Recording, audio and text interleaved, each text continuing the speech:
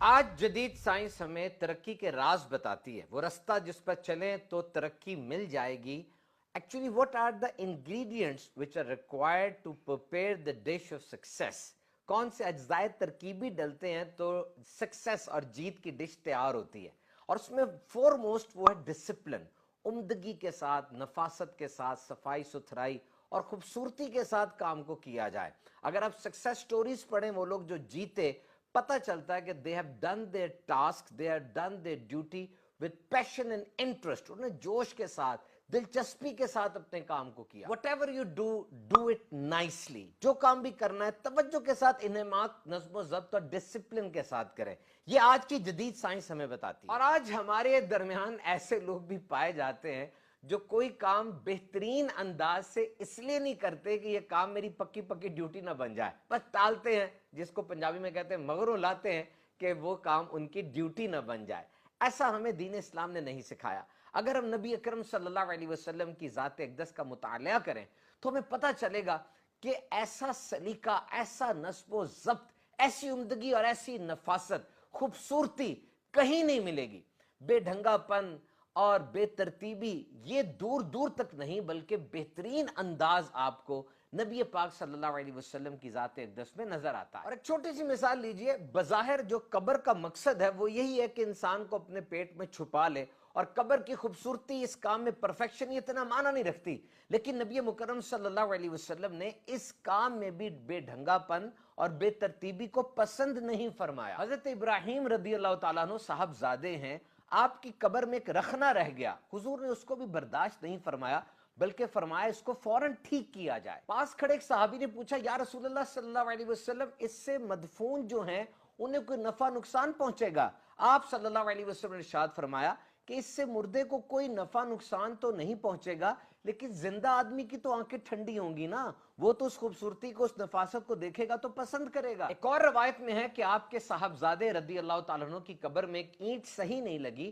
آپ نے فوراً اس کو صحیح کرنے کا حکم ارشاد فرمایا، اور یہ فرمایا کہ بے شک قبر والے کو اس سے کوئی نفع نقصان تو نہیں ہوگا، لیکن اللہ تعالیٰ اس بات کو پسند فرماتا ہے کہ بندہ جب بھی کوئی کام کرے خوبصورتی سے کرے، مضبوطی سے کرے اور فنی مہارت سے کرے۔ Now you can easily guess that corporate excellence، اور آج جتنے بھی کاروبار اور جاب کے اندر ہمیں اعتراضات ہیں کہ لوگ اپنے فل پوٹینشل پر کام نہیں کر رہے، پیشن کے ساتھ کام نہیں کر رہے، کتنی پیاری رہنمائی ہمارا دین اسلام ہمیں دے رہا۔ قبیلہ عبد القیس کا ایک وفد نبی پاک صلی اللہ علیہ وسلم کے پاس حاضر ہوا، لوگ اپنی سواریوں سے اترے اور جا کر نبی پاک صلی اللہ علیہ وسلم کے ہاتھوں کو، پاؤں کو بوسہ دینے لگے، ملاقات کی سعادت حاصل کرنے لگے، لیکن ان کے سردار عبد المنذر وہ پہلے اپنے سامان کے پاس گئے، غسل کیا، لباس پہنا، اور پھر نبی پاک صلی اللہ علیہ وسلم کی بارگاہ میں حاضر ہوئے۔ یہ دیکھ کر، یہ ترتیب اور یہ ڈسپلن دیکھ کر نبی پاک صلی اللہ علیہ وسلم نے فرمایا، اللہ پاک تمہاری دو عادتوں کو پسند فرماتا ہے، ایک حلم اور ایک حیا، یعنی جو درستگی معاملات میں ہے یہ پسندیدہ ہے۔ عمارت میں گارا لگانا، پلستر وغیرہ کرنا ایک عام سا کام ہے، لیکن نبی پاک صلی اللہ علیہ وسلم اس پہ بھی حسن کاری یعنی پرفیکشن کی ہمیں تربیت فرماتے ہیں۔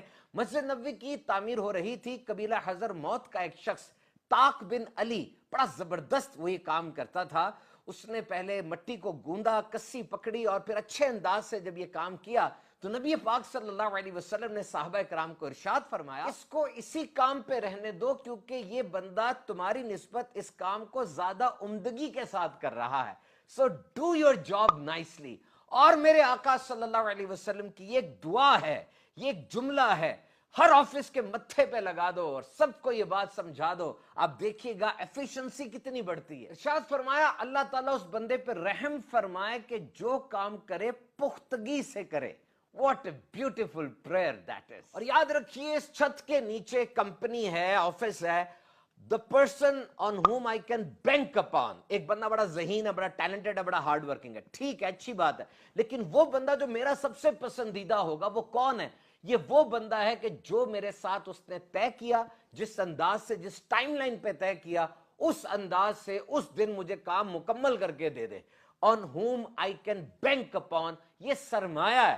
یاد رکھیے، باس اس بندے کو دیکھ رہا ہوتا ہے کہ یار یہ اگر چھوڑ کے چلا گیا میرے کاروبار کا کیا بنے گا. اس کی اتنی زبردست گرومنگ ہے. بہرحال یہ بات بھی کہی جاتی ہے کہ نظام ایسا ہونا چاہیے کہ وہ نظام خود آپ کو ہر دور میں ایک اچھا ورکر پرووائڈ کرتا چلا جائے, اور وہ ورکر جو اچھا نہیں ہے, ایفیکٹو نہیں ہے, ایفیشنٹ نہیں ہے, نظام ایسا ہو کہ خود بخود وہ فلٹر آؤٹ ہو جائے. تو جیسے جیسے کمپنی کی گروتھ ہو رہی ہے, میری گروتھ کمپنی کی گروتھ کے ساتھ ہوگی, یہ ڈیڈیکیشن ہے. اور آج کے دور میں فوربس میگزین کے مطابق امپلائی ایگزٹ یعنی لوگوں کے استعفیٰ دینے کی تعداد وہ ریکارڈ ہے اس وقت, بہت زیادہ لوگ چھوڑ رہے ہیں. تو اس حالت میں باس کی ذمہ داری ہے, لیڈر کی ذمہ داری ہے کہ وہ لوگوں کے پوٹینشل کو کس طرح ہارنس کرتا ہے, لوگوں کو کس طرح ٹیم کا حصہ بناتا ہے, اور انہیں یہ سمجھاتا ہے کہ اس سسٹم کی سکسس میں تمہارا کتنا بڑا رول ہے. اور کسی بھی تحریک, کمپنی اور آفس کی ترقی کا راز ہی یہی ہے کہ وہاں کے ورکر کام میں اپنے پرسنل کو, اپنے اندر کو انویسٹ کرے. کہا جاتا ہے کہ پیپل کین ڈو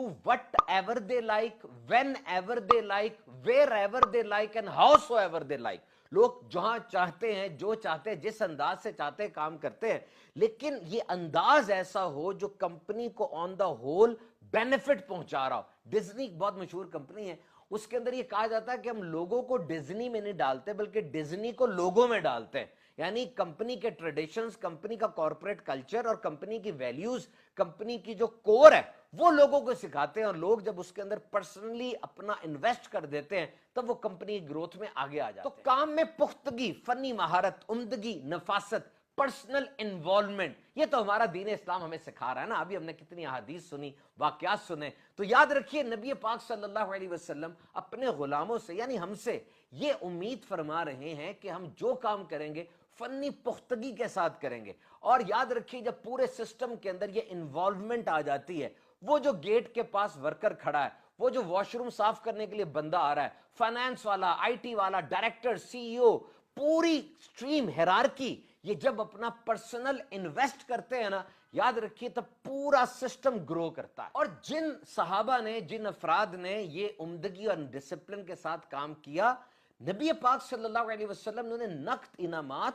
اور دعاؤں سے بھی نوازا. اور یہ کہا جاتا ہے کہ عورت کے لیے بہترین جگہ وہ اس کا گھر ہے, گھر کو سنوارنا, کیونکہ عورت پرائمری کیئر گیور ہے. سب کے ساتھ حسن سلوک, نرمی کا برتاؤ, تکلیف میں اپنے آپ کو ڈھال لینا, طبیعت سے متاثر ہو جانا, یہ سب عورت کی فطرت میں ہے.